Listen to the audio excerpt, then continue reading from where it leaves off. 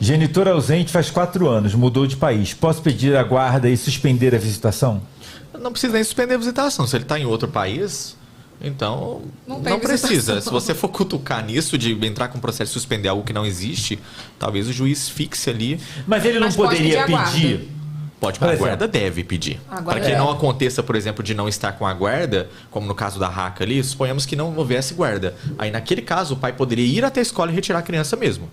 Agora, se você tem a guarda regulamentada, aproveita que ele está fora, vai ser uma guarda unilateral, ele não tem convivência, e aí você deixa na escola e fala, olha, não pode, porque às vezes ele volta do país e a criança nem o conhece, e aí ele vai querer retirar a criança porque ele é pai, ele pode. E ele pode levar a criança, por exemplo, ele mora, sei lá, nos Estados Unidos. Não sai do país sem autorização do outro genitor. Não sai, isso eu sei, beleza. Mas, por exemplo, ele mora em outro país, aí ele veio aqui, a guarda, sei lá, ele tem direito à visitação. Ele poderia levar a criança para lá. Pro exterior? Só com autorização. Sem autorização ele não sai. Sem autorização não sai. Nem que ele tenha o direito de visita, por exemplo. Ele poderia visitar só aqui. Só aqui. Tá, entendi. Pra fora, só se a mãe autorizar ou se ele conseguir um suprimento de vontade. Mesmo que tenha férias integrais dele ali e ele more. O que acontece normalmente é que os genitores vão para outros países e permanecem lá ilegais até regularizar a situação fática.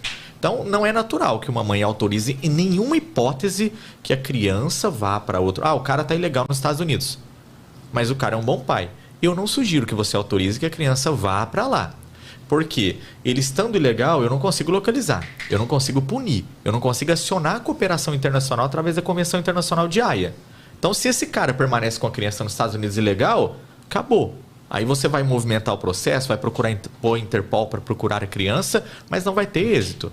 Então, para o exterior é um pouquinho mais pesada ali a situação. É bem complicado, né? Eu acho que mesmo tudo regularizado, bonitinho, ainda é muito complicado, né? Tipo, o cara pode, sei lá... Teve algum caso famoso desse? Teve, o cara foi para Portugal, regularizado, de lá ele transita nos países, porque o Brasil é muito lento. Então, sai uma carta rogatória para Portugal, demora 1 ano para chegar lá. Quando tá para chegar, a pessoa acompanha o processo à distância, né? Aí ele mudou, parece que para outro país. Aí é mais 2 anos. E assim ele vai mantendo a criança em outros países. Ele não tem o conhecimento formal da ação. Caraca, não. Nunca autoriza, minha filha. E outra coisa que eu vejo muito recorrente aqui, até casos de pessoas próximas. O cara sempre foi ruim. Aconteceu com o Raca também. O cara sempre foi ruim e aconteceu com a Bruna Canuto também. Do nada ele chegou, virou bom. Eu quero te ajudar, eu quero... Não, se o cara nunca prestou, por que você vai acreditar na pessoa? Não vai, o lobo nunca muda, ele pode trocar o pelo ali. Ele tá armando. E aconteceu com o Ludmilla também. E nos processos, os caras se transformam realmente. Enquanto o processo está tramitando, a mãe tem que captar muita prova, porque aquela é a fase do pai bom. Depois que termina o processo, ele começa... Às vezes eu até falo para o cliente, olha, ele só está assim por conta do processo. Quando você regularizar a visita, ele não vai mais. Porque ele, para o judiciário, é um ator.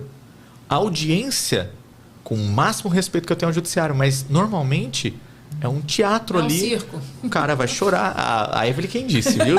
Senhores magistrados. É um circo? Não processa ela não, pelo amor de Deus. Não processa não. Não, nesse caso aqui, é realmente ali, o pai chora, entendeu? O pai...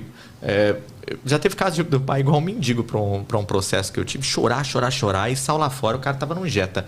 Eu falei, cara, mano, rasgado, falei, não tem condição de pagar 300, na época era 330 ou 30% do salário mínimo. Então, ele vai pagar de bom pai, entendeu? Ele vai pagar de ex-marido bom, tá aí a importância de você registrar tudo. As mulheres às vezes não denunciam e acham que, passou, eu preferi não fazer aquilo. Todas as clientes do escritório que sofreram violência doméstica e eu perguntei, você tem o registro de algum boletim de ocorrência? Na época eu não registrei. Aí que acontece? Como que você desmonta essa encenação do genitor se você não tem provas anteriores de que ele era ruim? Sim, com certeza. Exatamente. A gente falou sobre isso outro dia também. Não, mas é que eu vou atualizar ele dos babados no off.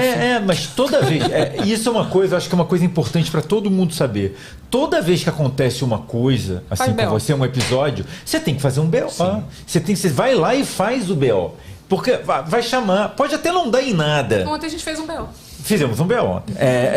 Pode não dar em nada, mas você tem uma coisa ali que diz que aquilo aconteceu. Porque senão vai ficar um falando. Aí você me bateu. E eu nunca, cadê o roxo? Cadê não sei o quê? Ninguém tem nada. Eu sei que é um saco, né? É um saco, mas tem que fazer. Eu vou dar uma dica para não fazerem. No caso da maternidade, eu sei que é chato às vezes fazer o BO. Você chega na delegacia, um policial que não sabe que aquilo é obrigação, não é favor. Se ele não fizer, ele responde por prevaricação. Mas o judiciário em si, às vezes, não... O sistema, né? A polícia judiciária, às vezes, não quer fazer. Como que você faz? Se você tiver as conversas, às vezes, registradas por WhatsApp, não se contentem somente com aquilo. Primeira regra, cria um e-mail, provas copo, vacacash@hotmail.com e vai lançando tudo ali. Se perder seu celular, você não perde as provas. O segundo, leva seu celular até um cartório, paga lá R$100 e pouquinho e você faz a ata notarial, que é validar aquelas mensagens que foram trocadas por WhatsApp. Quando é caso de maternidade, descumprimento de visita, olha, você não vai vir, hoje é o seu dia. Ah, não deu. Já é uma prova. Não precisa ir lá registrar o boletim de ocorrência do descumprimento. Mas o boletim de ocorrência, o pessoal enxerga isso como uma arma penal, como se você estivesse criminalizando o outro. Não, é um registro de ocorrência. Eu já fiz registro de ocorrência, às vezes, porque alguém atrasou. A pedra que eu iria colocar na soleira atrasou. Rafa, mas por que você fez o registro? Porque o cara me bloqueou no WhatsApp, não tinha outra forma de registrar que até aquele momento não havia chegado. Então fui até a delegacia, registrei, é um boletim de ocorrência esdrúxulo, talvez não vai servir para nada, mas caso você precise, é o registro de uma ocorrência oficialmente por um órgão que tem validade e fé pública. Fica a dica, é chato, mas faça o registro, né? O boletim. Sim. Tem mais? Temos. Bota aí. Genitor me ofende... É exatamente isso, ó. Me ofende por mensagem de texto. Já fiz BO. O que fazer mais? Acabou de falar. BO. a cada agressão, um BO. Você tem 3 coisas que você pode fazer. A primeira delas, né? Se ele te ofende, ele pratica um crime contra a honra. Seja, às vezes, calúnia, injúria, difamação. E isso é crime, tem a tipificação. Você vai e registra o boletim de ocorrência e entra com uma ação civil, uma criminal contra ele. Essa é a primeira providência. Agora, a segunda providência é bloqueie esse genitor. Muita gente fala assim, Rafael, mas eu não posso bloquear se não respondo por alienação parental. Veja bem, o WhatsApp não é o único canal de comunicação que um pai e uma mãe pode ter, que um ex e uma ex pode ter. Você tem e-mail, SMS, ligação, a carta que seja. Então, neste aspecto, pode bloquear no WhatsApp. Como que você faz isso? Manda uma mensagem e fala assim, olha fulano, como neste caso, você mandou uma mensagem assim, olha fulano, como você não está tratando das questões que envolvem o nosso filho, está usando esse canal de comunicação para me atacar, me ofender, estou te bloqueando e a partir de agora nosso acesso será pelo e-mail tal. Tipo, bloqueia, não corta todas. Não deve cortar todos os meios de comunicação se tiver filhos. Se você não tiver filhos, bloqueia a pessoa somente. Ah, sim. Tá? Mas tendo filhos, cria um outro canal de comunicação que você vai usar isso depois na prova. Porque o e-mail vai ficar registrado ali. O WhatsApp, normalmente a pessoa manda, apaga, às vezes usa um fake.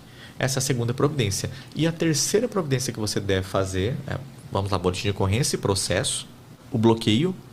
E a terceira providência é informar no processo, se houver a necessidade, a depender do cunho dessas ameaças, solicitar uma medida protetiva. Porque a medida protetiva impede que ele mantenha contato. Às vezes você troca o canal, ele vai te ofender por e-mail.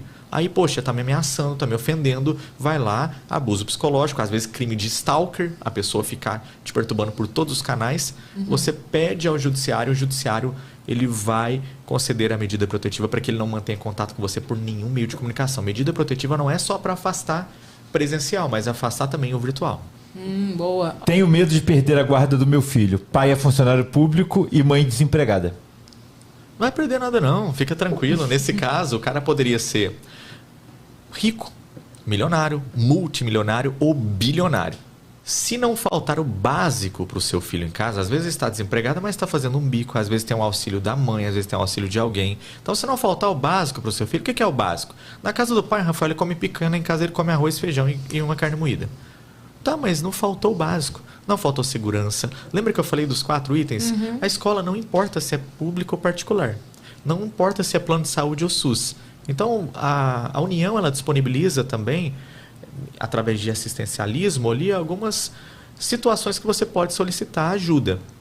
Neste caso, mesmo ele sendo funcionário público, ele tendo condições melhores de prover, não há dúvidas disso, né, o sustento para o filho, Mas o judiciário vai analisar o que é o melhor para o filho. É melhor para o filho, às vezes, permanecer na simplicidade. E eu falo aqui com precisão, já atuamos contra pessoas que são bilionárias, Forbes, enfim. E a mãe ali ter uma situação financeira, ganhar 2.500 e o cara contratar bancas de advogado e mesmo assim não ser suficientes para reverter. Fator financeiro não define guarda. Mas aí vai parecer... Define boa pensão. Boa pensão. Justamente, se está faltando ali... O cara é funcionário público, a obrigação dele é manter a pensão alimentícia. Como eu disse, ele serve para várias outras coisas. A mãe caberá apenas a complementação daquela despesa dela.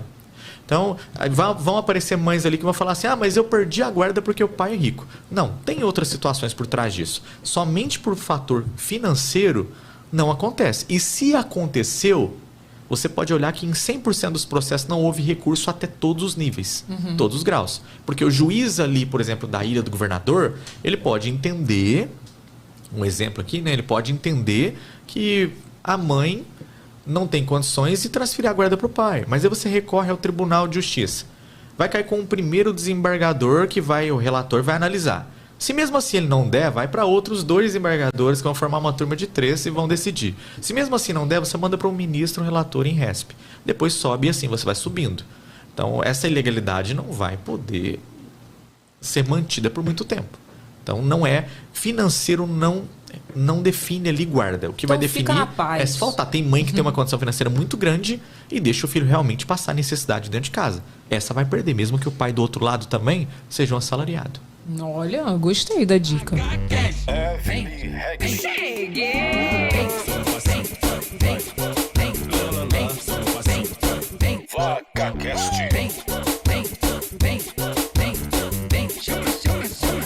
Ela chegou com muito entretenimento. Esse é o VacaCast que está acontecendo.